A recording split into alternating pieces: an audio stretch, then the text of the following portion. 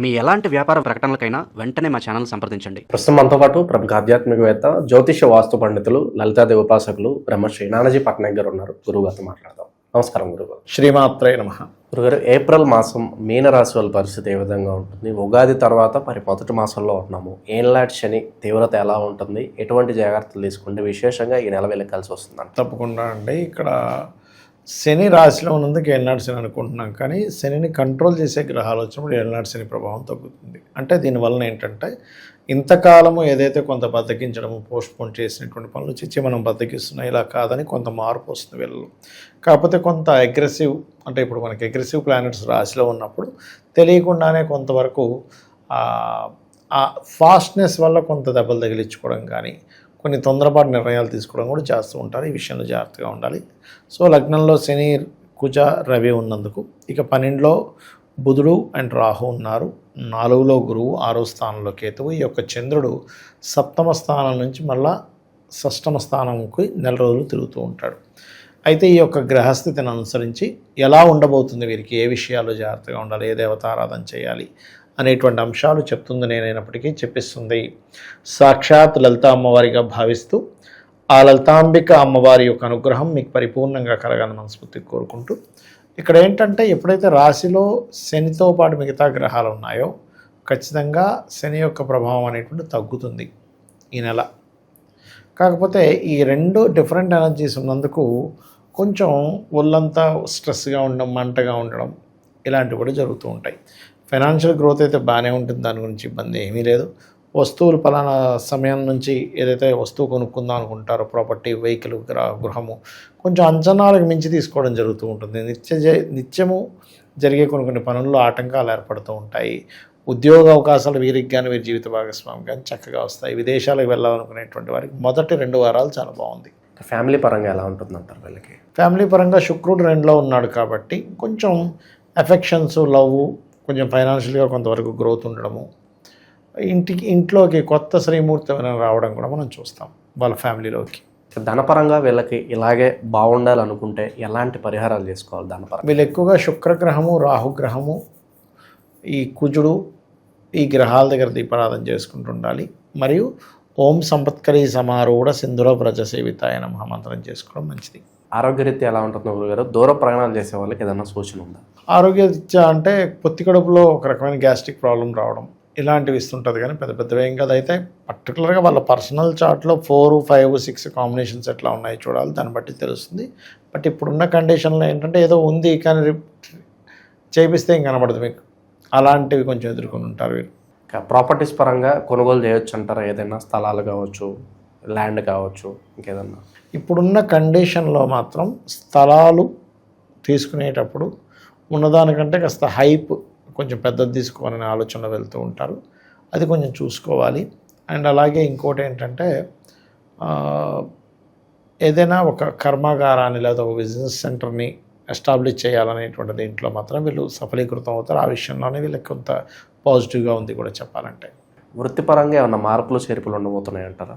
వృత్తిపరమైనటువంటి మార్పులు అంటే ఒకటేనండి, వీరికి వీరి జీవిత భాగస్వామికి కూడా మంచి యోగం అయితే ఉంటుంది వృత్తిపరంగా, అందులో ఎటువంటి డౌట్ లేదు. కాకపోతే వీళ్ళు కాస్త లాంగ్ జర్నీస్ వెళ్ళేటప్పుడు 5, 6, 7 తేదీలు కొంత జాగ్రత్తగా ఉండాలి. మరియు 13, 14 తేదీలు కొంత జాగ్రత్తగా ఉండాలి.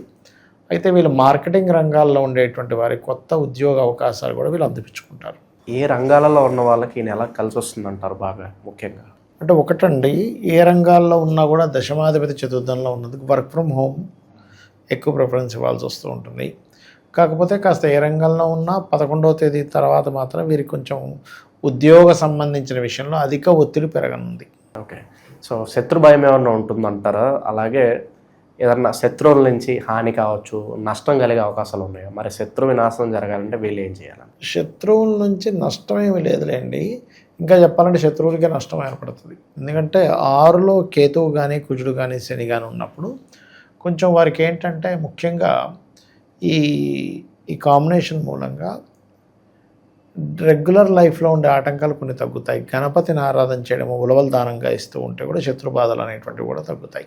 ఎలాంటి విషయాల్లో జాగ్రత్తగా లేకపోతే ఎక్కువగా వీళ్ళకి మైనస్ నష్టపోతారంటే ఏం చెప్తారు ఈ నెల వేళలో? వీళ్ళు ఎక్కువగా అండి ఏలినాడ్స్ అని ప్రభావం తగ్గినందుకు బద్ధకం ఎలాగో వదిలేస్తారు. మళ్ళా 40 రోజుల తర్వాత గ్రహాలు మారిపోతాయి కూడా మళ్ళీ బద్ధకం ఆవహిస్తూ ఉంటుంది. వీలైనంత మట్టుకు ఎవరికైనా ఏలినాడ్స్ అని నడుస్తుంది అన్నప్పుడు ముందు పోస్ట్పోన్ చేయడం ఆపేయాలి ఏ పనులైనా సరే. ఇక్కడ చేసే మెయిన్ మిస్టేక్ ఇది. సరే రేపు చూద్దాం, ఎల్లుండి చూద్దాం అనేసరికి ఆ కస్టమర్ ఇంకో దగ్గరికి వెళ్ళిపోయే ఛాన్సెస్ ఉంటుంది.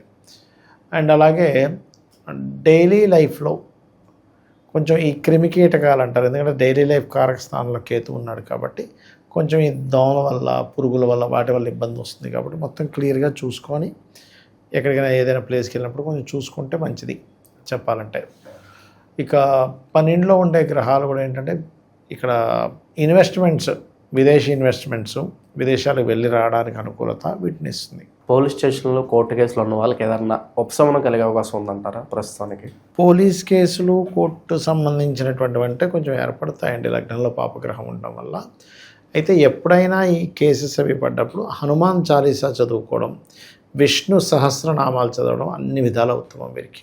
ఇంకా ఈ నెల వీళ్ళకి కలిసి రావాలంటే తరచూ ఎటువంటి క్షేత్రాలకు వెళ్తే బాగుంటుంది, ఎలాంటి పరిహారాలు చేస్తే బాగుంటుంది అంటారు? తప్పకుండా అండి. వీరు ఎక్కువగా స్కందుని యొక్క ఆరాధనకి చేస్తే చాలా మంచిది. సుబ్రహ్మణ్యేశ్వర స్వామి, స్కందుడు, వీళ్ళ యొక్క ఆరాధన ఖచ్చితంగా మంచి ఫలితాలు ఇస్తుంది.